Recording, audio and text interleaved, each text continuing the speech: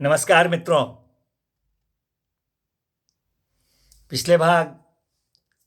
285 में हम लोगों ने BNSS 2023 के दो सेक्शंस 375 और 376 पर चर्चा किया था। सेक्शन 375 BNSS 2023 में हम लोगों ने देखा था कि भारत शासक अधिकारी के कृत्यों का निर्वहन करने के लिए सशक्त करने की राज्य सरकार की जो शक्ति है उसके बारे में, और सेक्शन 376 में हम लोगों ने देखा था कि जब रिपोर्ट यह होता है कि विकृत चित्त बंदी जो है वह अपना प्रतिरक्षा करने में समर्थ है तो वहाँ पर क्या प्रक्रिया अपनाई जाती है। मित्रों, उसी अनुक्रम में आज हम भाग 286 में लेकर आए हैं। BNSS 2023 का दो सेक्शंस है, सेक्शन 377 और सेक्शन 378। सबसे पहले चर्चा करें सेक्शन 377 BNSS 2023 पर, which suggests that a procedure where person of unsound mind detained is declared fit to be released, जहां पर के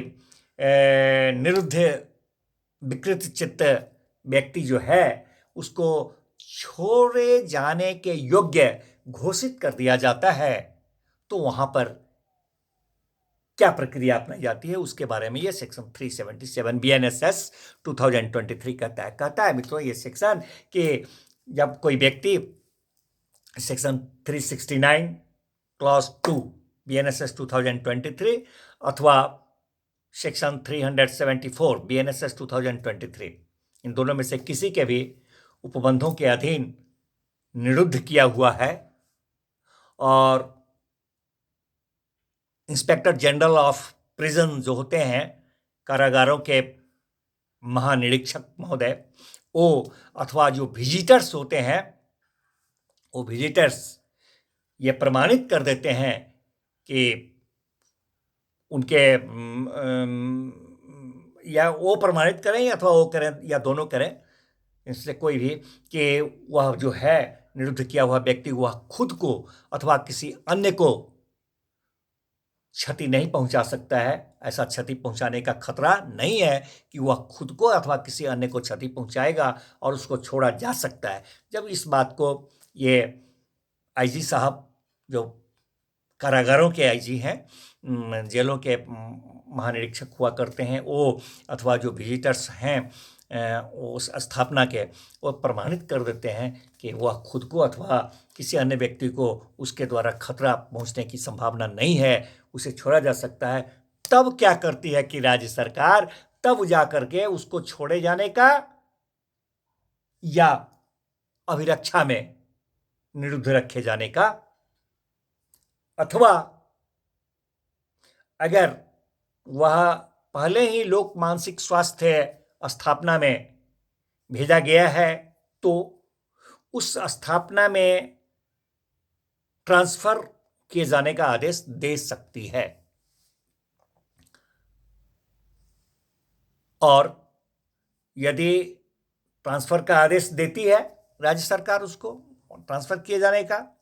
तो वहां पर एक कमीशन नियुक्त करती है राज्य सरकार, जिस कमीशन के जो मेंबर्स होते हैं, एक न्यायिक अधिकारी होते हैं और दूसरा जो होते हैं वो दो चिकित्सीय पदाधिकारी होते हैं। दो चिकित्सीय पदाधिकारी और एक न्यायिक पदाधिकारी से बना हुआ एक कमीशन होता है जो राज्य सरकार अपॉइंट करती है वैसी स्थिति में। मित्रों, कहता है ये सेक्शन कि ये जो कमीशन अपॉइंट हुआ वो कमीशन आवश्यक लगे उस कमीशन को, तो वह जो आवश्यक लगे वो साक्ष्य लेने के बाद उस व्यक्ति के चित्त की दशा, स्टेट ऑफ माइंड जो है उसका चित्त की जो दशा है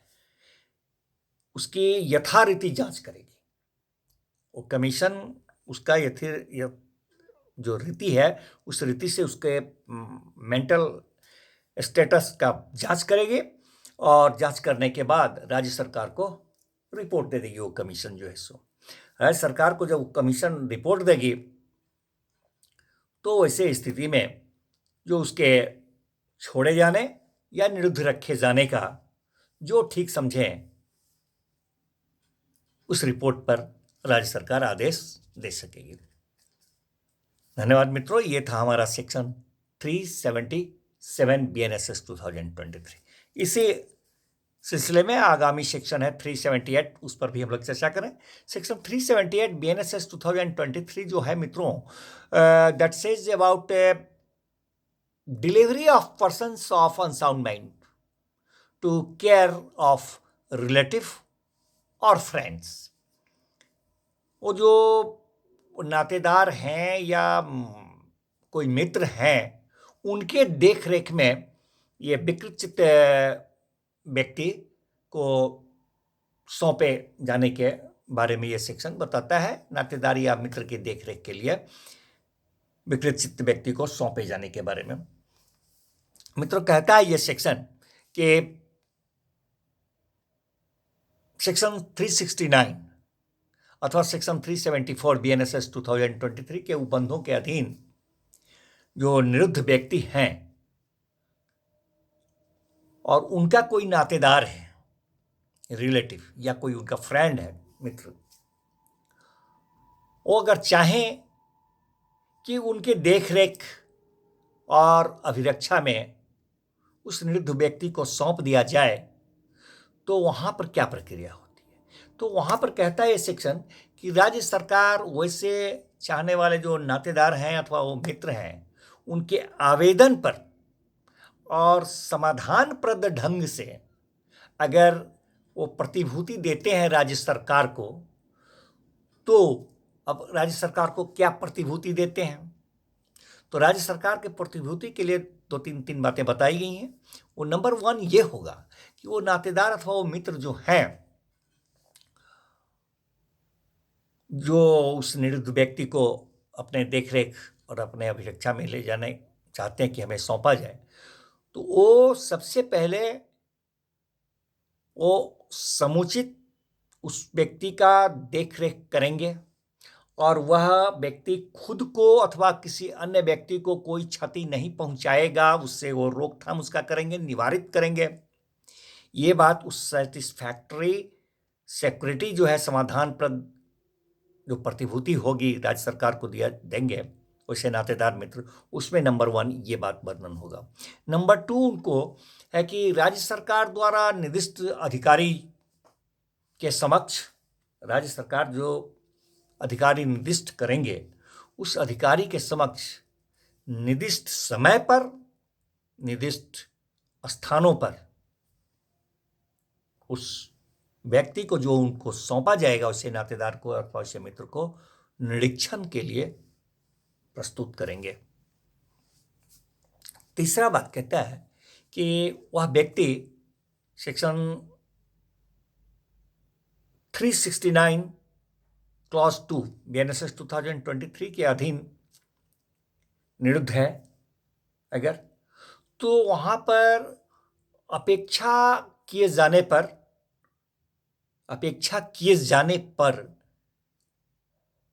वैसे मजिस्ट्रेट साहब अथवा वैसे न्यायालय के समक्ष उसको वो नातेदार अथवा वो मित्र जो है सो उस व्यक्ति को प्रस्तुत करेंगे। तब ऐसे व्यक्ति को उस नातेदार को अथवा वैसे मित्र को सौंपने का आदेश राज्य सरकार दे सकेगी। तो ये सेक्शन कहता है कि यदि वह व्यक्ति जो है जिसे सौंपा गया है,